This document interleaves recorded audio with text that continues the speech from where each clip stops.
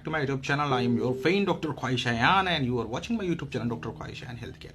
Friend, आज मैं बात करूंगा एलर्जिक राइनाइटिस क्या होता है। ठीक है, मतलब अगर मैं आम बोलचाल की भाषा में बात करूं तो बार बार होने वाला नजला क्या है। बार बार जो ये नजला जुकाम हो रहा है, आखिर ये क्या होता है। ठीक है, क्यों होता है, किस वजह से होता है, क्या इसका कोई अल्टरनेट ट्रीटमेंट है, या कोई आयुर्वेदिक ट्रीटमेंट है, या एलोपैथिक ट्रीटमेंट है। मैं आज इसके बारे में बात करूंगा। ठीक है फ्रेंड्स, तो चलिए शुरू करते हैं फ्रेंड्स। देखिए, एलर्जिक राइनाइटिस जो होता है, ये शुरू एलर्जी होती है आपकी छींक से।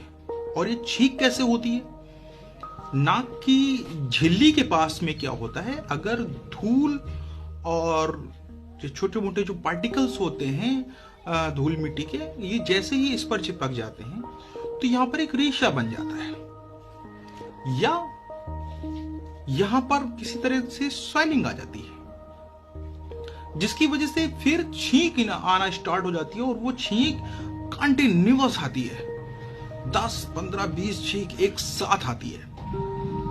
साबुन के जो मिनी पार्टिकल्स हैं, अगर मान लीजिए आप नहा रहे हैं उस वक्त भी आपको छींक आ सकती है। झाड़ू लग रहा है उस वक्त भी आपको धूल मिट्टी के पार्टिकल्स आ सकते हैं। मार्च अप्रैल के महीने में जब पतझड़ का मौसम आता है, उस वक्त ना पूरे जो आपका वातावरण होता है ना, उसमें क्या होता है कि ह्यूमिडिटी के साथ साथ धूल मिट्टी के सबसे ज्यादा कण होते हैं। और फिर एक देखोगे फूलों के जो कण होते हैं, फूल पर आगे उस समय बहुत ज्यादा टाइम होता है, तो उसके कण की वजह से होता है। एलर्जी खासतौर पे नाक की जो झिल्ली होती है, उस जगह पर किसी अनवांटेड चीज का आकर जमना, वहां पर रेशा बनना, जिसकी वजह से एलर्जी की शुरुआत होती है।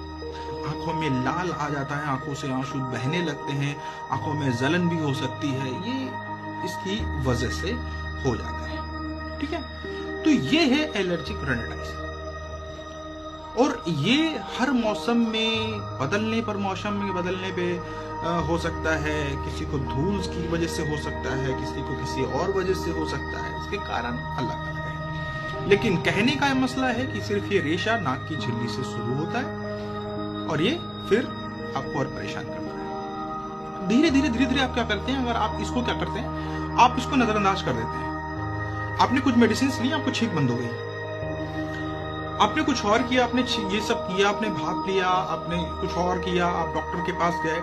ठीक है, कुछ लोग जैसे आयुर्वेदिक में सबसे ज्यादा जो चीज बताई जाती है आयुर्वेदिक ट्रीटमेंट में, वो ये है कि देसी गाय का देसी घी आप नाक में उठते ही डालिए, वहां पर एक लेयर बन गई, जिसकी वजह से धूल मिट्टी के पार्टिकल वहां नहीं जमा हो पाए, फिर आपको छींक नहीं आती और ये काम करता है, कारगर है।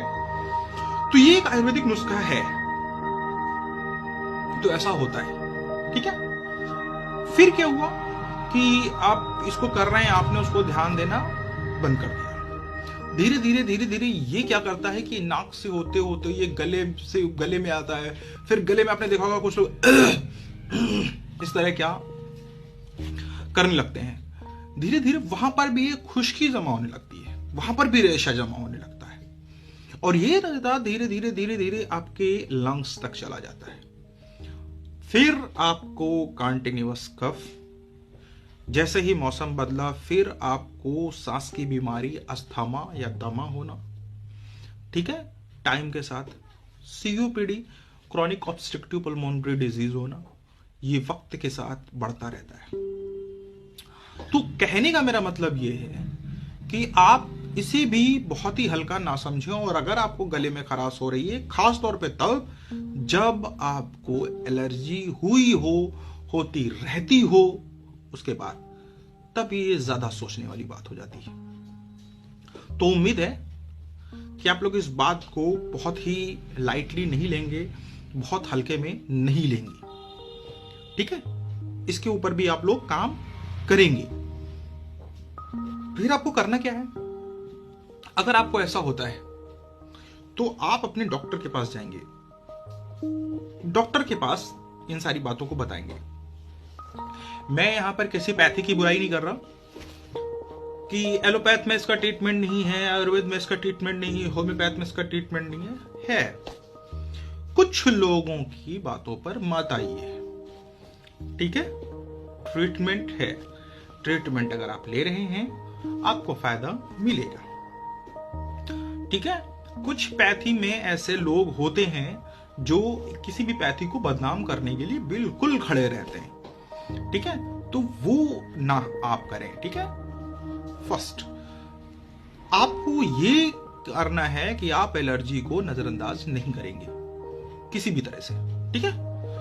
फिर आपको मेडिसिन लेना है, मेडिसिन से आप क्योर हो जाएंगे। इम्यूनिटी बहुत जरूरी होती है, इम्यूनिटी बहुत जरूरी है, बॉडी में इम्यूनिटी आपको चाहिए। एलर्जी होती है, मास्क का इस्तेमाल करिए, खास तौर पे तब जब मौसम आपका बदल रहा हो, मौसम चेंज हो रहा हो, या आपको ये पता हो कि आपको एलर्जी किस वजह से होती है।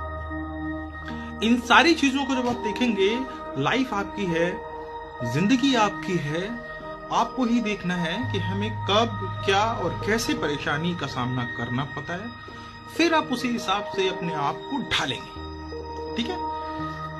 मैं एक भारतीय डॉक्टर होने के नाते मैं आपसे ये कहूंगा कि हर डॉक्टर का एक असूल होता है, सर्वे भवन्तु सुखिनः सर्वे सन्तु निरामयाः। आप खुद ही घर पर बैठ के खुद ही अपना ट्रीटमेंट कर सकते हैं, इम्यूनिटी को बूस्ट कर सकते हैं, ठीक है। खुद को बचा सकते हैं, ट्रीटमेंट नहीं कर सकते हैं, खुद को बचा सकते हैं। लेकिन आपको एलर्जी बार बार हो रही तो आप डॉक्टर के पास जाएंगे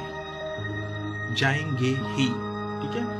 तो आप लोगों को सिर्फ इतना बताना है कि किसी भी चीज के लिए आपको किसी भी बीमारी को आपको छोटा नहीं समझना है। उम्मीद है आपको ये वीडियो पसंद आई होगी, और अगर वीडियो पसंद आई है तो आप मेरे YouTube चैनल को सब्सक्राइब कर दें, और यहाँ पर एक रेड कलर का बटन है सब्सक्राइब का, उसे दबा दें। बेल आइकन के बटन को भी हिट कर दें, जिससे आगे आने वाली मेरी जितनी भी अपकमिंग वीडियोज हैं उनका नोटिफिकेशन आपको मिलता रहे और आप मेरी शक्ल ऐसे दिखते रहे। Thank you friends, bye bye.